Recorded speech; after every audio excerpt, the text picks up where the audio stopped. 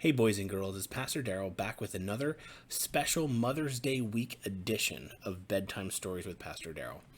I have my son Josh here tonight, and we are continuing to have this celebration of moms. You know, Josh, just like Elise was last night, you got a pretty cool mom, right? What are some of the things that you love? What are some of the things you appreciate about mom? She makes my food. She does the dishes, and she does my laundry. Yeah, she makes food. She makes this. Sounds like mom does a lot. What do you think? Do you think a mom's job is like never ending? It just the list just keeps going and going and going. Mm-hmm. Would it be tough to be a mom? Mm-hmm. You think you could be a mom? Well, then you know what? This is why we say thank you for moms. Their job is never ending. It just keeps going and going and going. The list is always there. So tonight we have another bedtime story about a mom who just does a lot for her kids. And kids, we hope you enjoy it. You think they're ready for the story? Mm-hmm. All right, then kids, without further ado, here is tonight's bedtime story. Mrs. Gambel the Quirky Quail by Madeline and Summer Hays. Illustrations by Jeri Allison.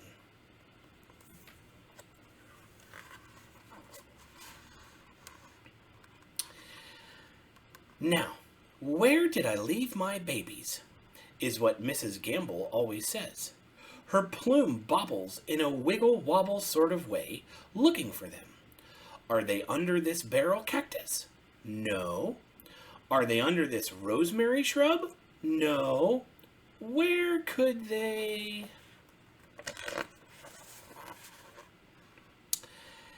And just as she was about to finish the sentence, out they popped from under a prickly poppy.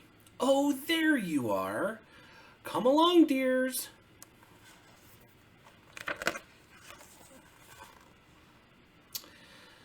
Mrs. Gambel has 7 children. Clover, Rosie, Pearl, Blossom, Hoot, Nick, and Nicky. Her days are very busy, consisting of gathering seeds, making her home neat and tidy, and of course the usual, trying to keep track of her children. She has always misplaced things, so when Mrs. Gambel finally had her babies, everyone was a little worried. But she turned out to be a very good mother. Just a bit forgetful, though.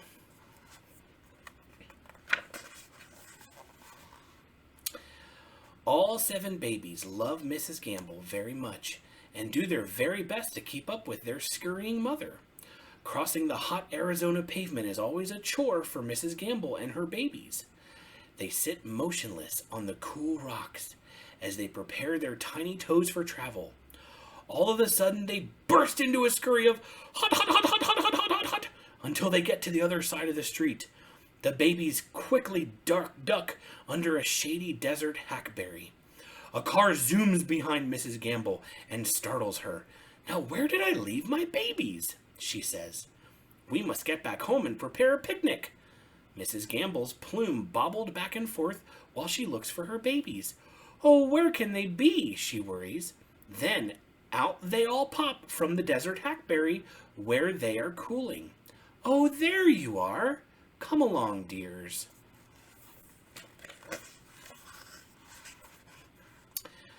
Today, we will visit Aunt Flossie, Mrs. Gambel tells her children. They are very excited and race around their mother until she's a little dizzy. Come along, dears. Help me pack our picnic. Everyone has a job to do. Clover, who never goes anywhere without her straw hat, busily gathers cactus berries. Blossom always gathers the flowers for Aunt Flossie's vase. Rosie doesn't help a whole lot, but she tries to look busy. Pearl and Hootie are in charge of the seed sandwiches, while Nick and Nicky make fresh squeezed orange juice from the oranges off the trees in the backyard.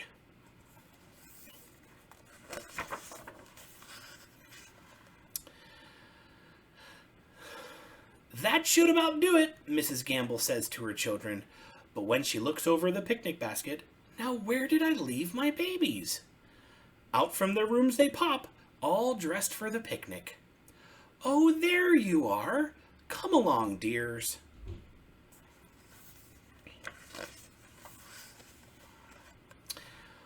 When they finally reach Aunt Flossie's cottage, all the children rush into her wings and say, "Hi, hi, hi, hi, hi, hi, hi," in a rapid jumping up and down, bobbling sort of way.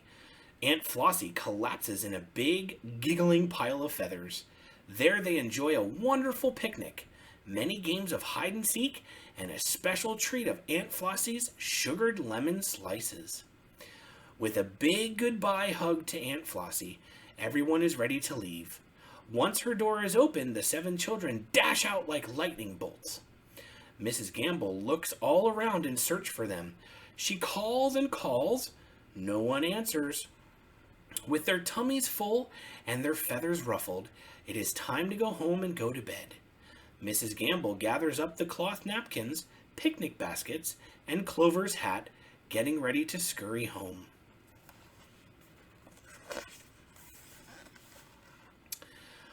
Quickly, she flies to the top of a tile-roofed house to call her babies. Peering down from her high statue, she is silhouetted against the cloudless blue Arizona sky. "Now where did I leave my babies?" she asked herself. Soon she sees Nicky playing yet another game of hide-and-seek with her brothers and sisters. "Come along, dears," she shouts from the rooftop, and they gather, waiting to follow her home.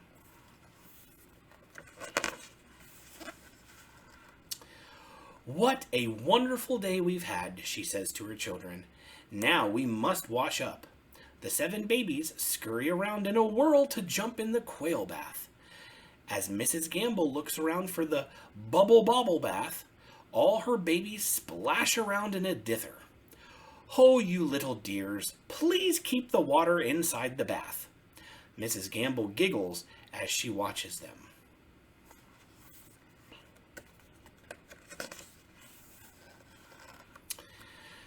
"Now it's time to dry yourselves off and put on your pajamas. And no, Clover, you may not wear your straw hat to bed tonight," frowns Mrs. Gambel. One by one, the babies get out of the bath and into their night clothes. Clover carefully places her straw hat on a cactus thorn hook for the night. The children's feather beds are lined up neatly under the protection of a honey mesquite shrub.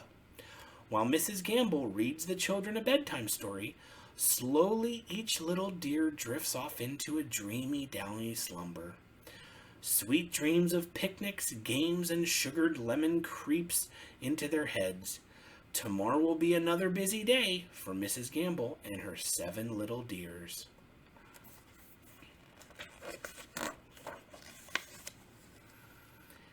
The end.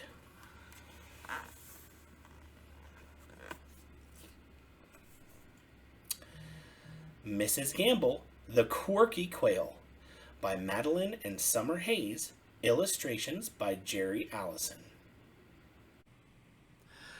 Well, boys and girls, what did you think about that? Mrs. Gambel and the Quirky Quail, her little kiddos. Boy, it seemed like she was always missing her little kids, huh? But you know what? Moms are really good about knowing where kids are, aren't they, Josh? Mm-hmm. Yeah. Moms know where we are all the time, and it's just exciting that we have moms who love us so much, that they care about us so much, and they want our best, and they're always doing things, and they always put our needs above their own, right? You know? I mean, when's the last time, or, Josh, when's the last time that you said, "Hey, Mom, what can I do for you?" No. Has it been a little while? Yeah. Yeah. I did that a couple times. Yeah, so that happens. So let's celebrate our moms tonight. So here's your challenge tonight. Here's your Mother's Day challenge here in the Bedtime Stories. You ask your mom tonight at bed, say, "Mom, what's something I can do for you tomorrow?" Because they do so much for us. They love us so much. Maybe your mom can think of one thing you can do. Maybe helping to put away the dishes, or clean up after breakfast, or straighten up your room without even being asked, okay? So, sounds good. Are you going to do that tonight? Mm-hmm. Yeah? All right. Well, kids, it is bedtime. It's ready to climb into bed and brush your teeth and say your prayers. And it's sleepy time, isn't it, Josh? That's right. So, kids, we love you. We pray you have a wonderful night's sleep. We're excited about a new day tomorrow. So, Now it's time to say goodnight. So, Josh, you want to tell all the boys and girls out there to have a wonderful night's sleep? Have a wonderful night's sleep. Good night, kids. We love you. We miss you. And we'll see you soon. Good night.